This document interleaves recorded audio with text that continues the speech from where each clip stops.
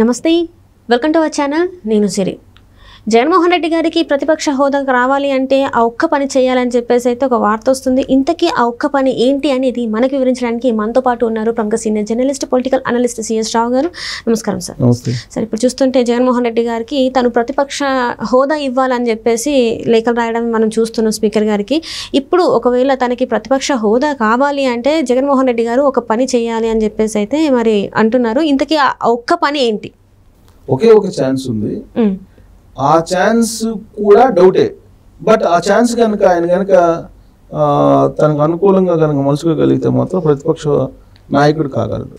ఏంటి ఆ ఛాన్స్ ఏంటి అని అంటే, ప్రస్తుతం అసెంబ్లీలో అయితే ప్రతిపక్ష హోదా ఛాన్స్ లేదు ఆయనకి అసెంబ్లీలో. ఎందుకంటే 11 మంది గెలిచారు కాబట్టి ఏ రాజ్యాంగంలో ఏ చట్టం ఏ నిబంధనల ప్రకారం ప్రతిపక్ష హోదా ఆయనకు వచ్చేటువంటి అవకాశం లేదు. టెక్నికల్ గా ఒకవేళ ప్రతిపక్ష హోదా రావాలంటే కనుక జనసేన వస్తుంది తప్పితే జగన్మోహన్ రెడ్డికి వైఎస్ఆర్ కాంగ్రెస్ పార్టీకి వచ్చేటువంటి అవకాశమే లేదు. ఆ విషయాన్ని అసెంబ్లీ వ్యవహారాల శాఖ మంత్రిగా ఉన్నట్టు పయ్యావుల కేసు ఆల్రెడీ చెప్పేశారు ఆ విషయాన్ని. అలాగే తెలుగుదేశం పార్టీకి సంబంధించిన మంత్రులు కూడా చెప్తున్నారు. ఎక్కడా కూడా ప్లస్ చట్టంలో కూడా ఎక్కడా లేదు. అంతకుముందు నీకు లాస్ట్ లోక్సభలో కూడా 26 మంది ఎంపీలే ఉన్నారు కాంగ్రెస్ పార్టీకి. కాబట్టి ప్రతిపక్ష హోదా ఇవ్వలేదు వాళ్ళకు కూడా. అక్కడ పార్లమెంట్ లోక్సభలో ప్రతిపక్ష హోదా ఇవ్వలేదు. ఓన్లీ ఫ్లోర్ లీడర్గా ఉన్నాడు తప్ప ప్రతిపక్ష హోదా ఇవ్వలేదు. దాని మీద కోర్టుకు కూడా వెళ్ళారు కాంగ్రెస్ పార్టీ, సుప్రీంకోర్టుకి వెళ్తే సుప్రీంకోర్టు కొట్టేవతలు పడేసింది. ఏది ప్రతిపక్ష హోదా ఇవ్వాల్సిన అవసరం లేదని చెప్పి కొట్టేవతలు పడేసింది కాంగ్రెస్ పార్టీ వాళ్ళు ఇచ్చిన పిటిషన్. కాబట్టి ఏ చట్టంలో కానీ ఏ రాజ్యాంగంలో కానీ ఎక్కడా కూడా ప్రతిపక్ష హోదా ఇవ్వాలి అనేది లేదు. 10% మించితే తప్ప ప్రతిపక్ష హోదా రాదు. ఆయనకు 10% రాలేదు. 10% రావాలంటే 18 మంది ఎమ్మెల్యేలు ఉండాలి. 11 మంది ఉన్నారు కాబట్టి ఆయన ప్రతిపక్ష హోదా వచ్చేటువంటి అవకాశం లేదు. ఒకవేళ ప్రతిపక్ష హోదా ఇవ్వాలి అనుకుంటే కనుక సెకండ్ లార్జెస్ట్ పార్టీ ఇస్తారు. సెకండ్ లార్జెస్ట్ పార్టీ ఏంటంటే జనసేనకు ప్రతిపక్ష హోదా వస్తుంది. కాబట్టి విపక్షం కింద ఉంటారు తప్పితే ప్రతిపక్ష హోదా అనేది జగన్మోహన్ రెడ్డికి రాదు. ఆయన ఎన్ని లెటర్లు రాసినా కానీ. ఒకటి అయితే ప్రతిపక్ష హోదా రావాలంటే ఒకే ఒక ఆప్షన్ ఉంది ఆయనకి. ఏంటంటే మండలిలో ఇప్పుడు వైఎస్ఆర్ కాంగ్రెస్ పార్టీ ఎమ్మెల్సీలు ఎక్కువ మంది ఉన్నారు. ఆయన కనుక మండలిలో కనుక ఎమ్మెల్సీ కాగలిగితే అప్పుడు అక్కడ ప్రతిపక్ష నాయకుడు కావచ్చు. ఎందుకంటే అక్కడ ఎక్కువ ఉన్నారు కాబట్టి, వైఎస్ఆర్ కాంగ్రెస్ పార్టీ వాళ్ళు ఎక్కువ ఉన్నారు కాబట్టి మండలిలో ప్రతిపక్ష నాయకుడుగా ఉండొచ్చు. కాబట్టి ఆయన ముందు మండలిలో ఎంటర్ అవ్వాలి. ఎమ్మెల్సీగా ఎంటర్ కావాలంటే ముందు ఎమ్మెల్యేగా రాజీనామా చేయాలి. ఓకే, ఆయన ఫస్ట్ నుంచి కూడా అనుకుంటున్నారు కదా సార్, ఎట్లా తను రాజీనామా చేయాలి అని చెప్పేసి అనుకుంటున్నారు కదా. ఇది మరి నిజంగా చేసే అవకాశం ఉందని ఇప్పుడు మీరు చెప్పేదాన్ని బట్టి మరి ఒకవేళ చేస్తారేమో అనిపిస్తుంది. నిజంగా ప్రతిపక్ష హోదా అనుకున్నాడు అనుకో, ప్రతిపక్ష హోదా కావాలనుకుంటే అసెంబ్లీలో అయితే ఛాన్స్ లేదు, మండలిలో మాత్రం ఛాన్స్ ఉంది. అంటే మండలిలో నీకు ప్రతిపక్ష నాయకుడు కావాలంటే మండలిలో ఎమ్మెల్సీ కావాలి. ఎమ్మెల్సీ కావాలంటే ఎమ్మెల్సీగా గెలవాలి. ఫస్ట్ ఎమ్మెల్సీ కలవాలంటే ఇప్పుడు ఆల్రెడీ 2 నోటిఫికేషన్ పడింది, 2 ఎమ్మెల్సీ స్థానాలు పడ్డాయి. కానీ ఆయనకున్నటువంటి ఎమ్మెల్యేల సంఖ్య 11. కాబట్టి ఎమ్మెల్సీ కూడా అయ్యే అవకాశం లేదు జగన్మోహన్ రెడ్డి. ఇంకేదైనా రాబోయేటువంటి రోజుల్లో మళ్ళీ ఎమ్మెల్సీలు ఖాళీ అయితే స్థానిక సంస్థలు అవి ఉంటాయి కదా, అప్పుడు ఏదైనా ఎంటర్ కావాల్సిందే తప్ప ఎమ్మెల్సీగా కూడా ఎంటర్ కావడానికి అవకాశం లేదు జగన్మోహన్ రెడ్డికి.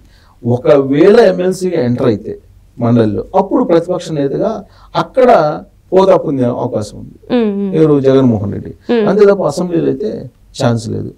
ఇప్పుడు ఎమ్మెల్సీగా పోటీ చేస్తారు అనుకుంటే ఎమ్మెల్యేగా రాజీనామా చేయాలి. ఎమ్మెల్యేగా రాజీనామా చేస్తాడా పులివెందుల నుంచి అంటే ఆయన ప్రమాణ స్వీకారం చేశారు పోయి. కాబట్టి ఇప్పుడు ఆయన రాజీనామా చేసే అవకాశం లేదు పులివెందుల నుంచి. ఉన్నటువంటి ఎమ్మెల్యేలు ఆల్రెడీ 6 పక్క చూపులు చూస్తున్నారు. 5 మంది ఎమ్మెల్యేలు ఉంటారు. ఈ 5 మంది ఎమ్మెల్యేలతో జగన్మోహన్ రెడ్డి ఎమ్మెల్సీ కాలేడు, మండలిలో కూడా ప్రతిపక్ష హోదాను పొందలేడు ఆయన ఇప్పుడు. సో కాబట్టి రాబోయేటువంటి రోజుల్లో ఒక ఎమ్మెల్సీ ఎన్నికలు, స్థానిక సంస్థల ఎన్నికలు, గ్రాడ్యుయేట్లు ఇలాంటివి ఉంటాయి కదా, వాటిలో ఏదన్నా పోటీ చేసి గెలిస్తే అప్పుడు ఏమన్నా అయితే అవ్వచ్చాము. కానీ అప్పటి వరకు ఎమ్మెల్సీలు వైఎస్ఆర్ కాంగ్రెస్ పార్టీ వాళ్ళు తెలుగుదేశం పార్టీ రాకుండా ఉండాలి మండలిలో. కానీ వచ్చే అవకాశం ఉంది. ఎందుకంటే ఆల్రెడీ గతంలో తెలుగుదేశం పార్టీకి సంబంధించినటువంటి వాళ్ళు ఎక్కువ ఉన్నారు. వాళ్ళని ఈయన రకరకాల ప్రయోగాలు చేసి రకరకాల ఒత్తిళ్లు చేసి వాళ్ళని వైఎస్ఆర్ కాంగ్రెస్ పార్టీకి చేర్చుకున్నాడు జగన్మోహన్ రెడ్డి. ఒకనొక సమయంలో నేను అసలు మండలే రద్దు చేస్తాను మండలిని అని చెప్పి ఒక తీర్మానం కూడా చేశారు అసెంబ్లీలో. మండలి రద్దు చేస్తాడు ఎందుకు ఇతనితోటి అని చెప్పి వాళ్ళు తెలుగుదేశం పార్టీ వాళ్ళు కాంగ్రెస్ పార్టీలోకి వైఎస్ఆర్ కాంగ్రెస్ పార్టీలోకి వచ్చారు. ఇప్పుడు ఏం జరుగుతుంది? తెలుగుదేశం పార్టీ అధికారంలో ఉంది కాబట్టి వైఎస్ఆర్ కాంగ్రెస్ పార్టీ వాళ్ళు తెలుగుదేశం పార్టీలోకి వెళ్తారు ఇమీడియట్ గా మండలిలో. అదే జరిగింది కదా, గతంలో ఏం జరిగిందా ఇప్పుడు కూడా అదే జరిగింది కదా, అదేమి కొత్త ఏం కాదు కదా. కాబట్టి ఈ లోపుగానే అది కూడా ఆ ఛాన్స్ కూడా పోయేటువంటి అవకాశం ఉంది. ఉన్నటువంటి ఒకే ఒక ఛాన్స్, అది ఒకటే, ప్రతిపక్ష హోదా కావాలి, ప్రతిపక్ష నాయకుడిగా ఉండాలి అని అంటే జగన్మోహన్ రెడ్డికి. ఆ ప్రతిపక్ష హోదా ఎందుకు కావాలనుకుంటున్నాడు అనే దాని మీద కూడా రకరకాల చర్చలు నడుస్తున్నాయి. అంటే కొన్ని సౌకర్యాల కోసము తను ప్రతిపక్ష హోదా కావాలని చెప్పేసి, వెసులుబాట్ల కోసం అని చెప్పేసి మరి వార్తలు వస్తున్నాయి. అంటే ఏ సౌకర్యాలు సార్? అంటే ఇప్పుడు వాళ్ళు సౌకర్యాలు అంటున్నారు, హోదా అంటున్నారు. ప్రతిపక్ష హోదా ఉంటే ఒకటి సెక్యూరిటీ ఏదో ఇస్తారని అంటున్నారు. బట్ ప్రతిపక్ష హోదా లేకపోయినా కానీ నిజంగా ఆయనకి థ్రెట్ ఉంటే ఎవరు వైపు నుంచి అయినా ఖచ్చితంగా సెక్యూరిటీ ఇస్తారు. ఆల్రెడీ ఉన్నారు కదా సార్, హోదానే అవసరం లేదు. బట్ ప్రతిపక్ష హోదా ఉంటే కొంచెం సెక్యూరిటీ ఎక్కువగా ఉంటుంది. ఇప్పుడు ఆల్రెడీ ఆయన పెట్టుకున్నాడు, 386 మందిని పెట్టుకున్నారు, 936 మందిని పెట్టుకున్నారు. షిఫ్ట్ 300 మందిని పెట్టుకున్నారు. దానికి ప్రత్యేకమైన జీవో ఇచ్చారు.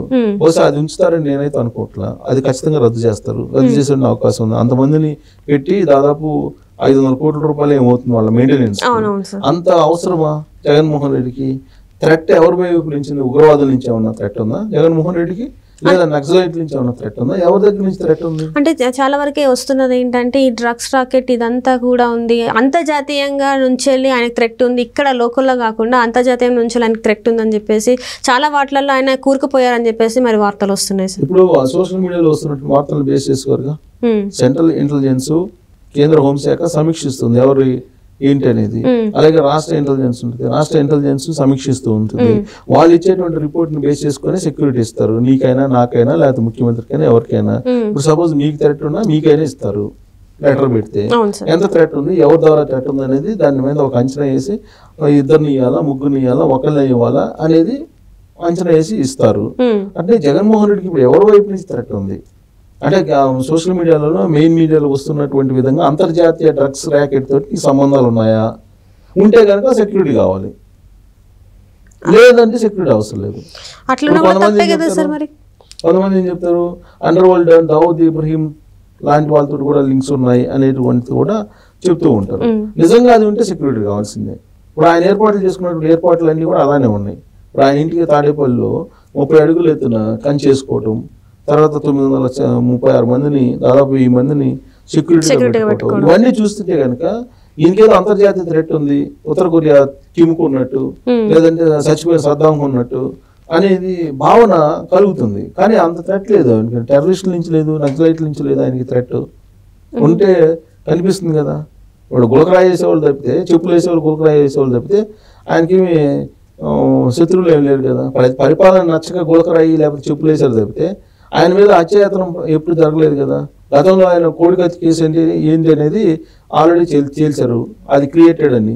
అది సానుభూతి కోసం అప్పట్లో జగన్మోహన్ రెడ్డి చేసుకున్నాడు అనేది ఆల్రెడీ ప్రజలు నమ్ముతున్నారు ఇప్పుడు. తర్వాత ఆయన మీద కోడికత్తి కేసుతో పాటు ఇంకా గులకరాయి చేశారు. గులకరాయిది కూడా కావాలని చేసుకున్నాడు అనేది ఆల్రెడీ తెలుసుకుంది. ఎవరి నుంచి థ్రెట్ ఉంది జగన్మోహన్ రెడ్డికి? జగన్మోహన్ రెడ్డి చంపాలని ఎవరు అనుకుంటారు? జగన్మోహన్ రెడ్డి జనాలను చంపాడు అనేక మందిని. అంటే చంపడం అంటే భౌతికంగా కాకపోయినా మానసికంగా. కాకపోతే జగన్మోహన్ రెడ్డి మీద ఎవరు అత్యాయతనం చేయలేదు. జగన్మోహన్ రెడ్డి మీద ఎవరు బాంబు వేస్తే ఆయన్ని పేల్చేయాలని అనుకోవట్లేదు. ఎవరు క్లైమోర్ పాయింట్స్ పెట్టి పేల్చేయాలని ఎవరు అనుకోవట్లేదు. కానీ ఏ రోజైనా నక్సలైట్లు ఒక లెటర్ రాసిన జగన్మోహన్ రెడ్డి మా టార్గెట్లో ఉన్నాడని చెప్పి రాశారా? లేదు కదా. టెర్రరిస్టులు ఏమన్నా చెప్పారా టార్గెట్లో ఉన్నారు? లేరు కదా. వాళ్ళు ఎందుకు సెక్యూరిటీ?